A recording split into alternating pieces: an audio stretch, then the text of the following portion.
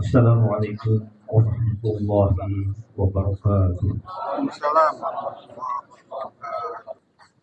Hadirin yang dimuliakan Allah Subhanahu wa taala, kajian fikih kita pada malam ini temanya sangat penting, yakni ahabbun nasi bil imamati. Bil imamati pakai alif ya, hamzah imamah.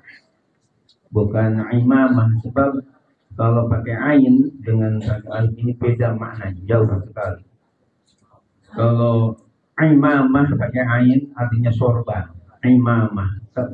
Tapi kalau ini imamah, ya, hamzahnya artinya imam. Jadi artinya ahabbun nasi bil imamah. Manusia yang paling berhak, yang paling ya pas lah untuk menjadi imam dalam sholat itu siapa? Perlu diketahui bahwa dalam agama kita tentu untuk menjadi imam di depan makmum tidak sembarangan, ya, tidak sembarang orang. Sehingga di dalam hadis itu ada riwayat yang saya hafal, kata Nabi, a'immatukum khiyarukum fa innahu waqtun bainakum wa baina rabbikum. Yang artinya imam-imam kalian itu khiyarukum adalah orang-orang pilihan di antara kalian.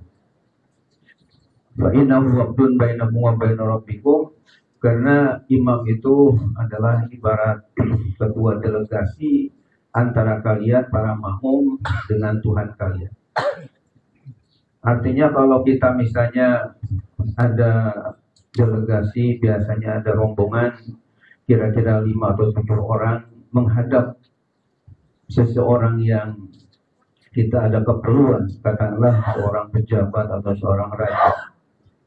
Ya, tentu biasanya dipilih untuk bicara di hadapan raja atau penguasa itu orang yang paling, ya, katakanlah lancar bicaranya, kemudian kata-kata yang dipilih itu yang enak kedengarannya, tidak melantur ke sana kemari, tapi istilahnya singkat padat, mengena, sehingga apa yang disampaikan, yang dituju itu didengar oleh sang raja atau orang penguasa yang kita harapkan sesuatunya misalnya, ya. Tidak yang rombongan tadi, delegasi tadi tidak semuanya bicara, tapi harus biasanya satu orang yang tampil untuk bicara. Masih ingat dulu ketika saya ada rombongan, ya, sebagai delegasi negara RI untuk dulu pernah jadi peserta, ya, dalam musabaqah sedunia di Mekah tahun 87. Itu ada 7 orang yang mengiringi saya, dipilihlah namanya Dr. Hakim Suminto namanya dari Kementerian Agama sebagai jubir di hadapan penguasa yang ada di Arab Saudi, khususnya di Lajnah Tahkim, istilah di kita ini di para dewan hakim, untuk menjelaskan peserta yang datang dari Indonesia. Mereka biasanya bertanya, min aina mutasabik, ya, peserta yang mau didaftarkan itu dari negara mana, misalnya min Indonesia. Kemudian biasanya ditanya, ayo qiraah, saya kalau ada mutasabik. Kalau bahasa ditanya, ya, nanti peserta musabaqah dari Indonesia itu akan menggunakan qiraat siapa? Karena di tingkat sedunia itu qiraat 7, qiraat imam 7, yakni yang 7 itu Imam Nafi. Yang pertama Imam Nafi, yang kedua Imam Ibnu Katsir, yang ketiga Imam Abu Amr, yang keempat Imam Ibnu Amir, yang kelima Imam Asim, yang keenam Imam Hamzah, dan yang ketujuh Imam Ali Al-Kisai namanya. Itu berlaku di sana. Jadi bebas menggunakan qiraat imam siapa, dengan rawi-rawinya siapa, apakah Qolun atau Waras, ya, atau Kumbul atau Al-Fazi dan yang lain-lain, itu ditanya. Nah, dialog orang yang di sana nanya dengan yang dari Indonesia menjawab itu adalah ada ketua delegasinya yang kata-katanya pas ya, karena dia ahli di bidang. Nah demikian juga ketika kita misalnya sholat ada imam, nah imam ini diibaratkan ibarat jubir, juru bicara dari para makmum untuk menyampaikan ya kepada Allah Subhanahu wa taala apa yang dimaksud. Oleh karena itu kalau makmum ya tentunya ya bebas lah. Siapa aja yang bisa jadi makmum. Ya, tapi imam ini tentunya orang-orang pilihan. Kalau diibaratkan misalnya lebih mudahnya imam ini ibarat supir. Kalau misalnya kita naik kendaraan umum, jadi kalau misalnya imam ini ibarat supir, kalau makmum ini ibarat penumpang. Ya, untuk menjadi supir tentu tidak sembarangan orang bisa nyetir ya, bisa nabrak nanti kalau sembarangan orang. Tapi kalau makmum yang penumpang, mau yang bagaimana bisa masuk yang namanya penumpang ya. Tapi untuk supir ini ada kriteria tertentu yang harus dipenuhi supaya aman, supaya selamat. Ibarat supir kalau sudah punya SIM, memang dia ahli di bidangnya, insya Allah perjalanan aman, selamat ya. Tapi kalau misalnya enggak ahlinya atau coba-coba menjadi supir, bisa celaka di jalan. Nauzubillah min. Oleh karena itu ulama telah memberikan penjelasan-penjelasan kepada kita, pencerahan-pencerahan kepada kita dalam kitabnya ini. Oleh karena itu kita mari bahas. Bismillahirrahmanirrahim. Ahadun nasi bil imamah, manusia yang paling berhak atau orang yang paling berhak untuk menjadi imam di dalam ibadah sholat kita al-wali, ay al-hakimu mutlaqan. Jadi harus dibedakan terjemahan al-wali dengan al-wali. Di sini kita lihat dalam redaksinya ada alif setelah waw. Jadi kalau bedanya, kalau al-waliyu yang biasa dengan yang dijamakan dengan aulia ya, para wali, itu enggak ada alif setelah waw. Waliyun, waliyani, aulia. Itu artinya para wali, para kekasih Allah yang senantiasa beribadah dan bertakwa kepada Allah, menjauhkan dari hal-hal yang maksiat, dan selalu ya berzikir dan beribadah yang luar biasa. Itu namanya waliyun yang zamannya aulia. Nah, sementara di sini ditulis dengan al-wali. Al-wali itu artinya adalah penguasa. Ya kalau di kota tertentu misalnya ya wali kota ya. Tapi ingat di dalam kurung di sini al-hakim. Jadi wali penguasa ya wilayah, tapi dia juga ahli hukum, maksudnya hukum agama tentunya ya, yang ngerti tentang tata cara ibadah mutlak secara mutlak. Jadi artinya ketika ada kumpulan seperti ini, kemudian ada penguasa setempat dan penguasanya ini dia orangnya ahli hukum juga, artinya ngerti lah masalah-masalah keagamaan dengan baik, maka dipersilahkan untuk menjadi imam. Kemudian urutan yang kedua, summa sakinul baiti mutlakon.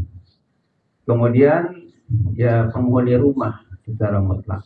Artinya sahibul bait ya, itu berhak untuk menjadi imam di dalam sholat.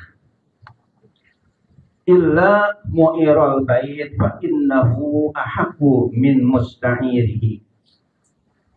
Kecuali mu'iral bait ini ya, yang meminjamkan rumah itu lebih berhak daripada yang meminjamnya. Ya mungkin maksudnya pengarang ini adalah katakanlah bos yang punya rumah, kan biasanya ada yang suka dikontrakin. Nah ketika misalnya berkumpul, yang kontrakin rumah itu lebih berhak daripada yang kontraknya. Ya, jadi mu'il Itu yang meminjamkan, kalau musta'ir yang meminjamnya. Jadi yang lebih berhak yang meminjamkan rumah itu dibandingkan dengan orang yang meminjam.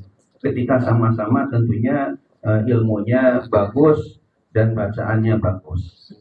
Maka yang punya rumah itulah, si bosnya itulah lebih utama untuk tampil menjadi imam. Wa kadzalika sayyid fa huwa haqqu min 'abdihi.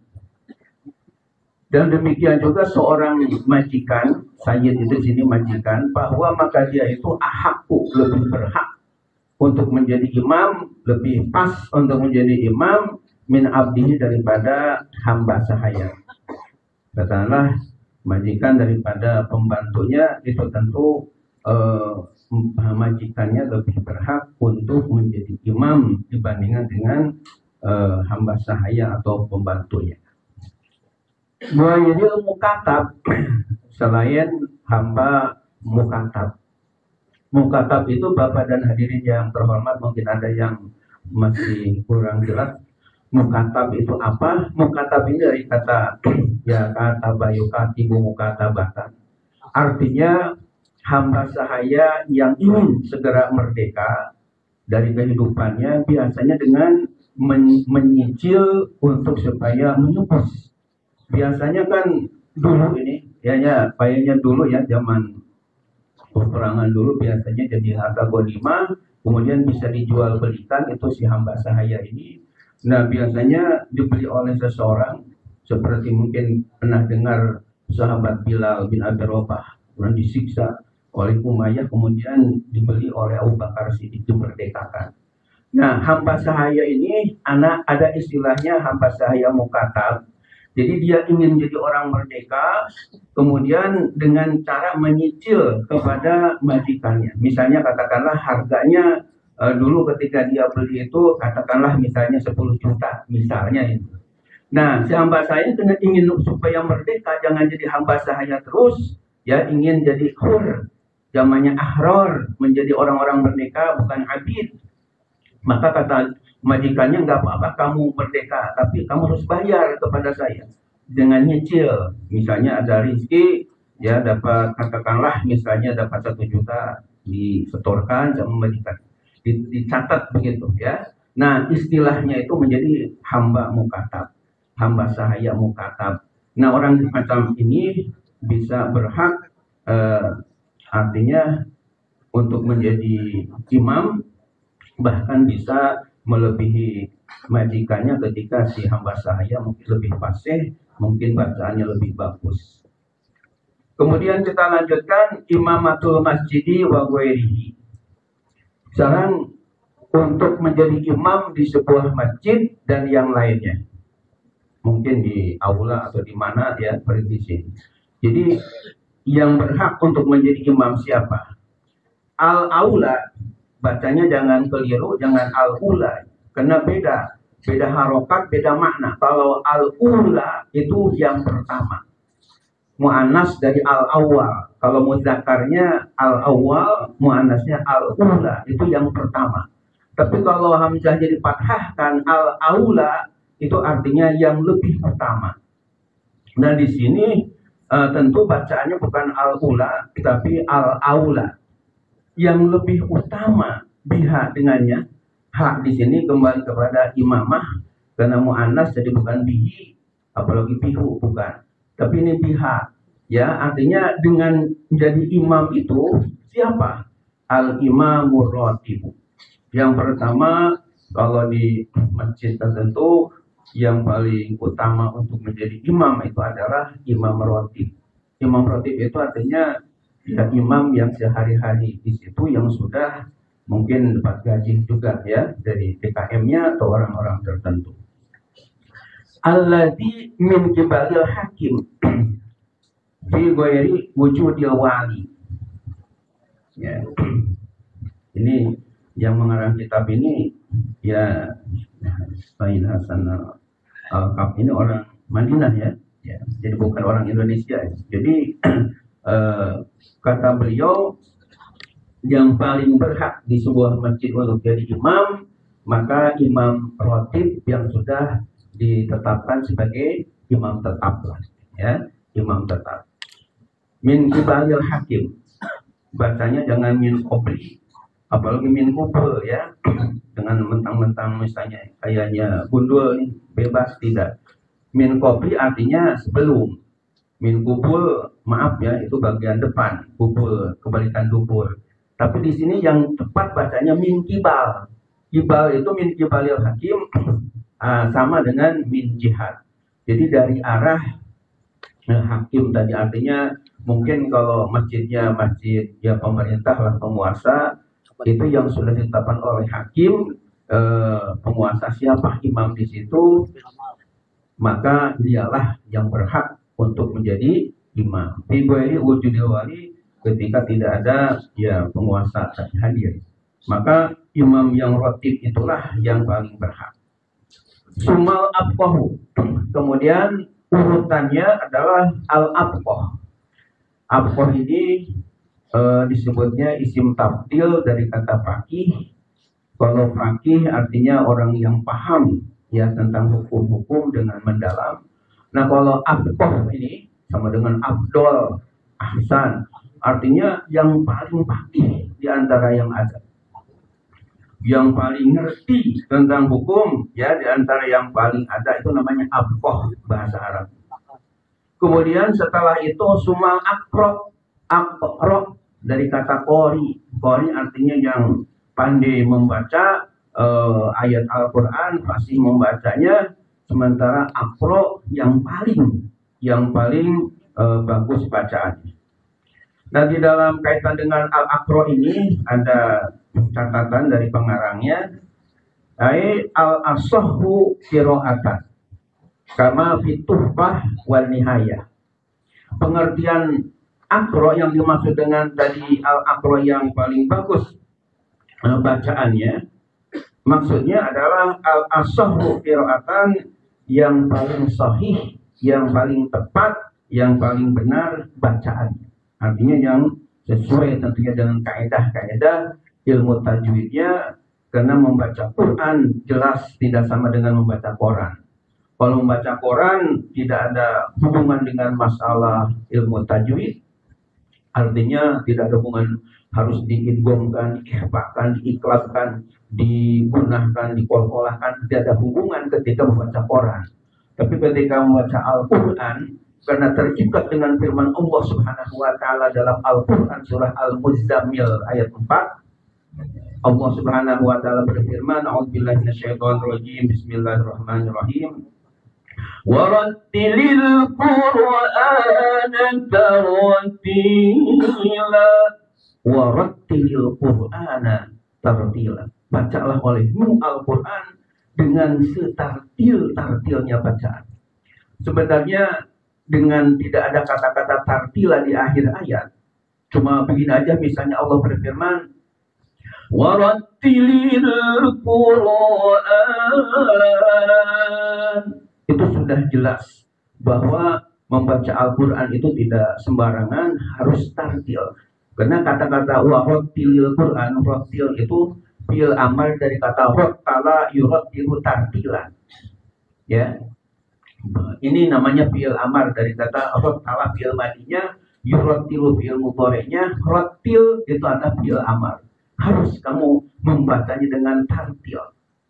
Dan menurut faedah usul fikih, al-aslu fil amri lil wujub, asal dalam perintah itu menunjukkan wajib untuk diikuti. Begitu. Nah, dengan ada tambahan tartila di akhir ayat 4 surah Al-Muzammil, disebutnya dalam istilah tata bahasa Arab itu ilmu nahwu shorof itu disebutnya dengan masdar taukid, ya, masdar untuk memperkuat. Jadi dengan warattilil Qur'ana sudah cukup, tapi diakhiri dengan tartila. Bacalah Al-Quran dengan tartil, dengan setartil-tartilnya. Jadi kata-kata tartila itu sebagai masdar taukid istilahnya. Nah, jadi oleh karena itu tentunya yang paling fasih atau paling sahih dalam bacaannya seperti penjelasan dalam kitab Tuhfah dan Nihayah. Kitab Tuhfah ini di sini nggak dijelaskan pengarangnya siapa, Jadi pengarangnya adalah Imam Ibnu Hajar Al-Haytami. Nama kitabnya lengkapnya Tuhfatul Muhtaj Syarah Al-Minhaj. Sementara Nihayah di sini karya Imam Syamsuddin Ar-Romli, nama kitabnya Nihayatul Muhtaj. Ya, Tuhfatul Muhtaj 10 jilid yang saya miliki, sementara Nihayatul Muhtaj 8 jilid tebal sekali. Karangan Syamsuddin Ar-Romli. Wa ba'duhum yaqulu, namun ada sebagian ulama yang berkata dalam memahami arti al-aqra yang paling bagus bacaan di sini al-aksar hifdzan. Ya. Artinya yang paling banyak hafalan Qur'annya. Kama fi syarhil irsyad, seperti dalam dua kitab Syarah al-Irsyad. Ini ada yang mengatakan untuk tampil menjadi imam idealnya adalah al-aksaru hifdzan, yang paling banyak hafalan Quran. Artinya tidak surah itu lagi, tapi bisa berganti-ganti sesuai dengan yang dicontohkan oleh Nabi kita Muhammad Sallallahu Alaihi Wasallam. Kemudian Bapak dan hadirin yang terhormat, sedikit lagi kita lanjutkan. Sumal aura. Ya, setelah itu misalnya ada sama-sama di tempat itu juga pada pinter, fikihnya, bacaannya bagus.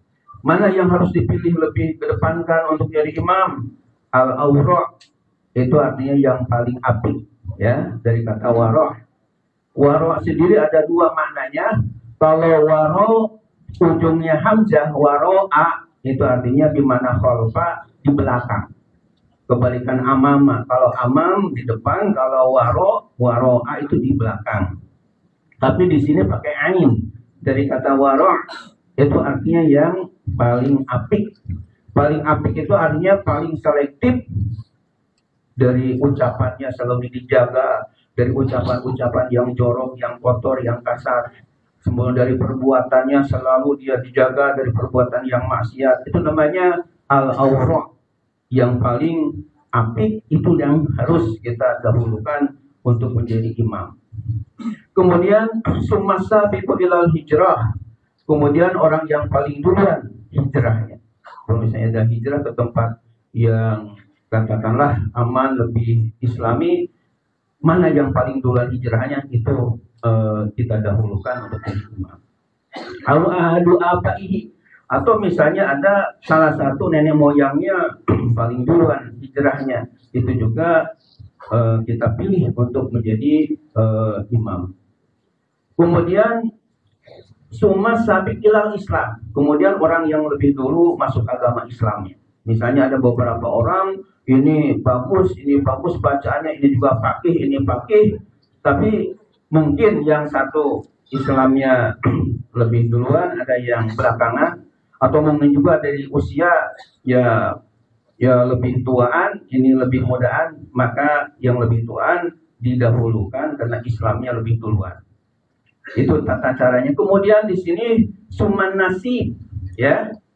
Nasib ini dari kata nasab, artinya yang lebih bagus keturunannya.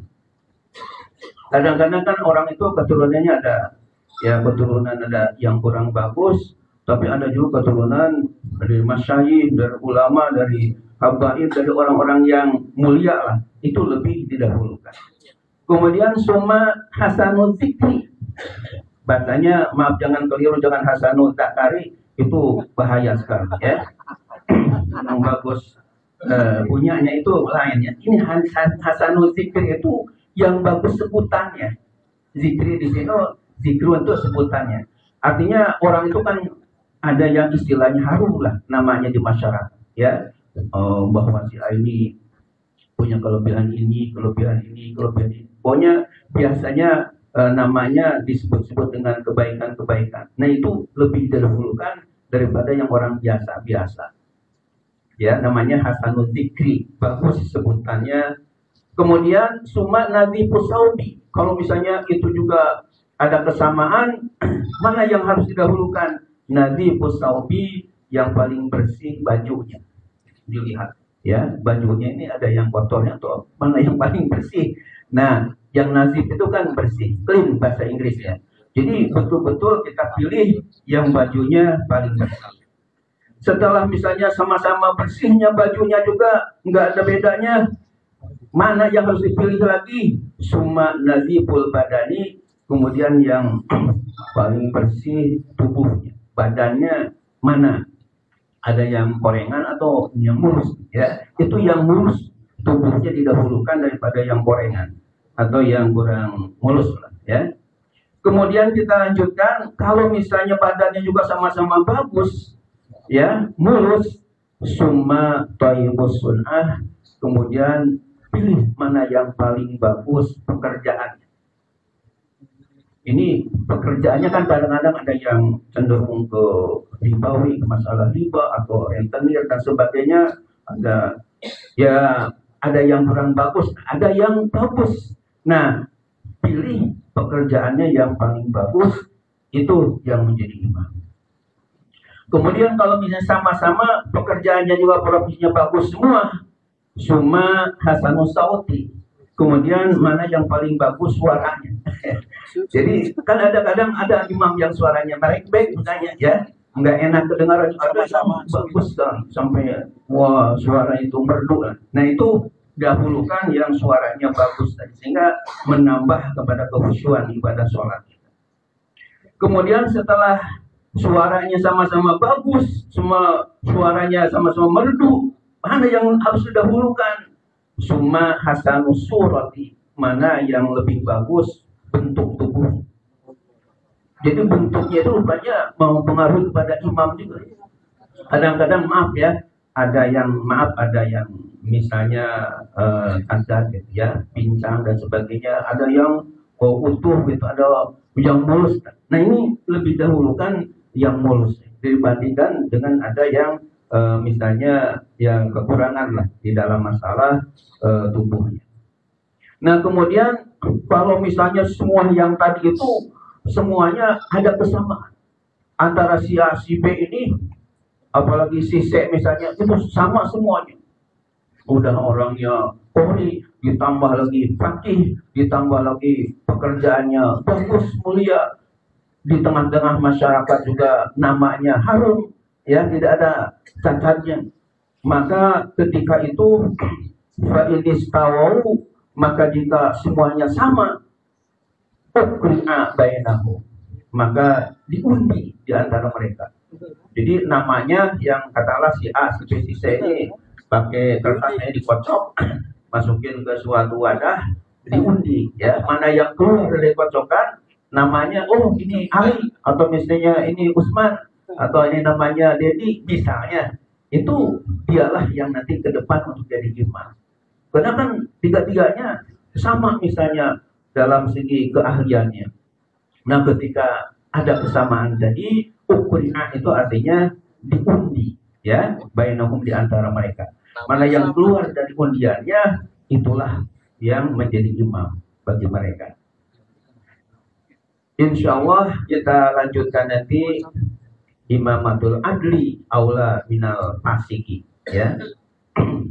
Imam yang adil lebih utama daripada imam yang fasik. Nauzubillah min. Insya Allah kita akan lanjutkan nanti. Udah waktu isya udah masuk ya? Udah?